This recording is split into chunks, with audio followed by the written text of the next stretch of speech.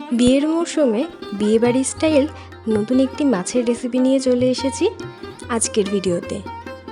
নমস্কার বন্ধুরা, the foodie ইঞ্জিনিয়ারের নতুন একটি ভিডিওতে আপনাদের সকলকে স্বাগত জানাই। প্রথমে আমি কাতলা মাছের পিসগুলোকে ভালো করে ধুয়ে নিয়ে তার মধ্যে লবণ হলুদ মাখিয়ে নিচ্ছি।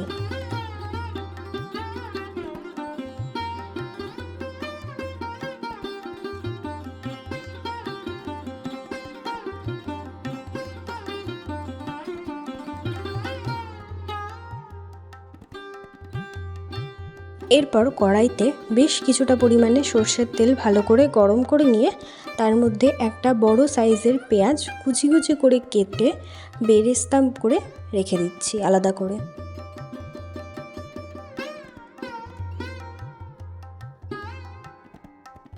পেঁয়াজগুলো ভেজে আলাদা পাত্রে তুলে রেখে ওই একই তেলে আমি এবার লবণ হলুদ মাখিয়ে রাখা মাছগুলো দু পিঠ লাল লাল করে ভেজে নেব।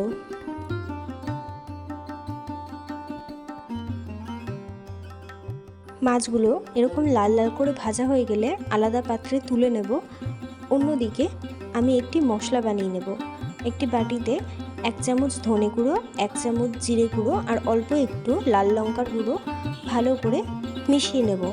এবার কড়াইতে সেই তেলেই আমি একটা গোটা শুকনো লঙ্কা, দুটো তেজপাতা, সামান্য একটু গরম মশলা ভেজে অল্প একটু গোটা জিরে দিয়ে দেব একটা বা দুটো ছোট সাইজের পেঁয়াজ বাটা, সাথে দিয়ে দেবো 1.5 চামচ মতন আদা বাটা।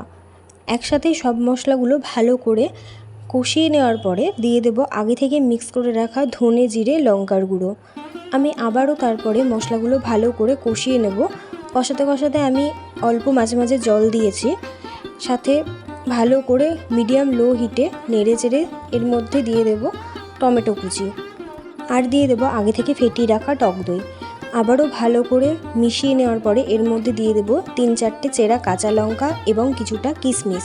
মিডিয়াম টু লো হিটে ভালো করে মশলাটা কষিয়ে নেব যতক্ষণ না মশলা থেকে ভালো করে তেল রিডিউস হচ্ছে। মশলা থেকে তেল ছেড়ে এলে এর মধ্যে দিয়ে দেব এবার স্বাদ অনুযায়ী লবণ এবং চিনি এবং হলুদ গুঁড়ো।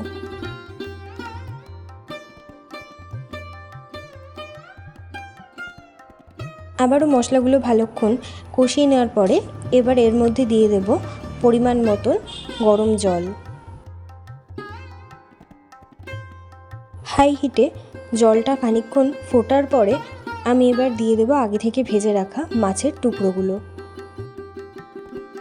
মিডিয়াম হাই হিটে ভালো করে ঝোলটা ফুটে এলে এর মধ্যে এবার দিয়ে দেব গাওয়া ঘি এবং সব শেষে গ্যাস অফ করে দিয়ে দেব ওপর থেকে ভেজে রাখা বেরেস্তা। এরপর সামান্য একটু নেড়েচেড়ে নিলেই তৈরি আজকে বিয়েবাড়ি স্টাইল মাছের রেসিপি। আর পরিবেশন করুন গরম গরম ভাতের সাথে। আজকের রেসিপিটি অবশ্যই বাড়িতে ট্রাই করুন, আর কেমন লাগলো তা অবশ্যই নিচে কমেন্ট বক্সে জানাতে ভুলবেন না। লাইক শেয়ার সাবস্ক্রাইব করতেও কিন্তু ভুলবেন না নতুন নতুন ভিডিও দেখার জন্য।